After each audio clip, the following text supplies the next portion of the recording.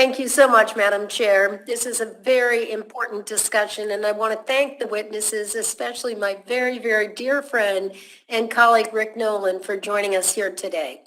While this committee has been keenly focused on the COVID-19 pandemic, we must continue to support and invest in programs that protect our children and families. We've all heard the startling statistics of delays in routine health care during COVID, and there are simply too many Americans, including, I might add, my own brother, who recently postponed screenings and surgeries, only to later discover they may have much more serious healthcare conditions. We've also discussed in the Oversight and Investigation Subcommittee the enormous impact the pandemic is having on our children, and I recently raised the issue of adolescent mental health during a visit to Mountain Valley Treatment Center in my district in Plainfield, New Hampshire.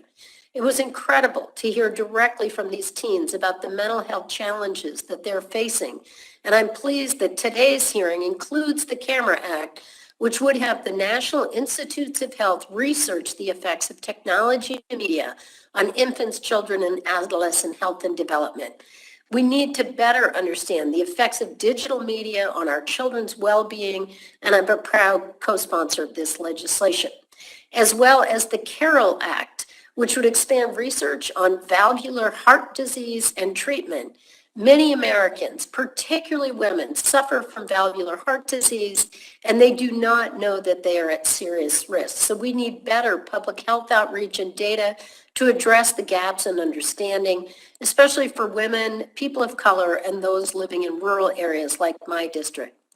Dr. Jones, could you elaborate on how valvular heart disease and its related complications, despite requiring minimal intervention, can become fatal?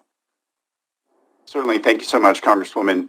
So we're talking today really about chronic valvular heart diseases, and they come in two subtypes. There's either narrowing or scarring of a valve, we call stenosis, or there's leakiness of a valve, we call regurgitation. But really, at the end of the day, both of these lead to a kind of a final common pathway where the heart tends to enlarge, the pump weakens, and that leads to the development of heart failure symptoms, congestion, development of shortness of breath, retention of fluid. And when severe enough, that leads to rhythm disturbances that can cause sudden cardiac death. So because of these processes, it's incredibly important, just as with cancer, that we catch these processes early. And that really requires routine screening, again, with the stethoscope, but also if there's any suspicion of a valvular heart problem, that we do echocardiography or ultrasound to be able to detect both the presence and the severity of valvular heart disease. And what role do health disparities due to gender, race, or socioeconomic status play in increasing the risk for fatal heart valvular disease?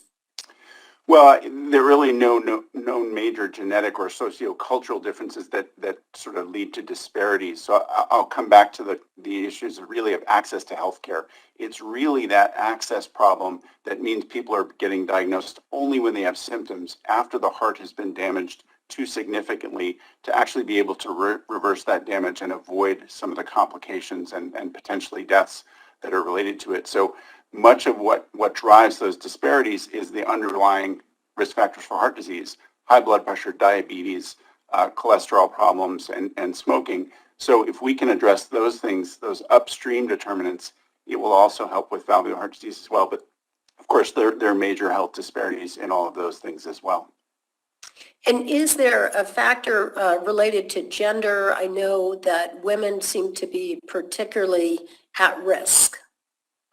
Yes, there are some issues with gender related to valvular heart disease and also in some of the consequences like sudden cardiac death where women may be more susceptible. So, I think that encouraging women to get this as part of their routine screening, make sure that someone is paying attention to their heart and their heart valve is incredibly important. We know that only recently fewer women now are dying of heart disease than men, but still far too many, and over 400,000 women per year dying of heart disease. Much of that, 80 to 90%, would be preventable with good routine screening and care. So I'll just close by saying that's why it's so important for us to provide access to affordable health care to every American, including those in states like Florida and Texas, large states with large populations that did not increase their roles under the Medicaid expansion. And that's why we want to include that in the Build Back Better. So I thank you and I yield back.